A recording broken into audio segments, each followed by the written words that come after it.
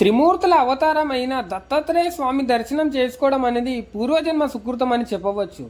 త్రిమూర్తుల స్వరూపుడైన దత్తాత్రేయ స్వామి గురించి విని గుల్బర్గాకి 30 కిలోమీటర్ల దూరంలో ఉన్న దత్తాత్రేయ ఆలయాలలో ప్రసిద్ధి అయిన గాన్గాపురానికి వచ్చేసిన ముందుగా భీమ అమరజ నదుల సంగమంలో స్నానం చేసి నది ఒడ్డున ఉన్న దత్తాత్రేయ స్వామి రెండవ అవతారమైన నరసింహ సరస్వతి గారి దర్శనం చేసుకున్నాం.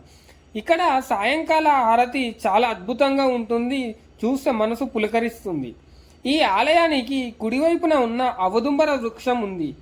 ఇక్కడే దత్తాత్రేయ రెండవ అవతారమైన నరసింహ సరస్వతి గురుగారు ఎంతోమందికి జ్ఞానబోధ చేశారు. అందుకే ఈ అవదుంబర వృక్షం చుట్టూ చాలామంది గురుచరిత్ర పారాయణం చేస్తుంటారు.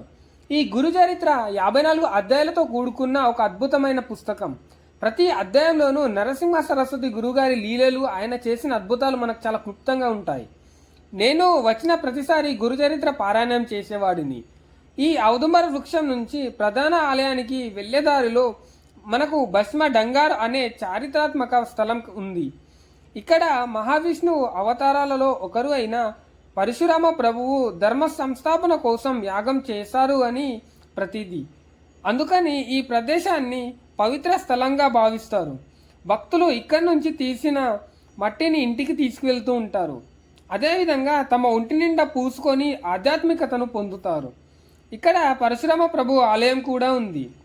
దీని తర్వాత అష్టతీర్థాల దర్శనం చేసుకుంటూ ప్రధాన ఆలయానికి నడుచుకుంటూ వెళ్ళాలి. ఈ అష్టతీర్థాలలో ప్రతిదానికి ఒక విశిష్టత అనేది ఉంది. ఈ అష్టతీర్థాలలో కొన్ని కాశీ విశ్వనాథ తీర్థం, పాప వినాశన తీర్థం, కోటి తీర్థం, రుద్ర తీర్థం, చక్రేశ్వర తీర్థం, భగీరథి తీర్థం అనే ఈ అష్టతీర్థాలలో అష్టఘాట్లలో స్నానం చేయడం వల్ల పాపాలు తొలగిపోతాయని అంటారు. ఇదే ప్రధాన ఆలయం. ఇక్కడే మనకు నరసింహ సరస్వతి గారి నిర్గుణ పాదుకలు మనకు కనిపిస్తాయి.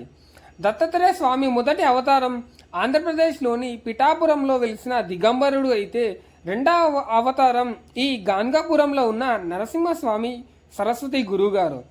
ఈ మఠంలోనే స్వామివారి పాదుకలు మనకు కనిపిస్తాయి. ఇక్కడ జరిగే మధ్యాహ్న హారతిని చూస్తే భూత ప్రేత పిశాచాలు అదేవిధంగా చేతబడుల పీడల నుండి విరగడవుతుంది అని అంటారు.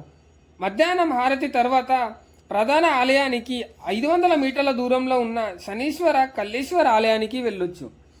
ఇక్కడ వెలిసిన శనీశ్వరుడి ఆకారం మహారాష్ట్రలోని శనిసింగాపూర్లో ఉన్న శనీశ్వర ఆలయంలో ఉన్న విగ్రహాన్ని పోలి ఉంటుంది.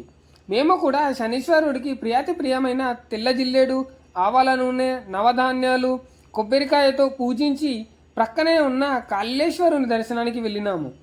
ఇక్కడ వెలిసిన మహావిష్ణువుని కల్లేశ్వరుడు అని అంటారు. కల్లేశ్వర దర్శనానంతరం మేము గాన్గాపూర్ ప్రధాన బస్టాప్ నుంచి 200 మీటర్ల దూరంలో ఉన్న నిత్య అన్నదానం జరిగే చోటుకి వెళ్ళిపోయినాం.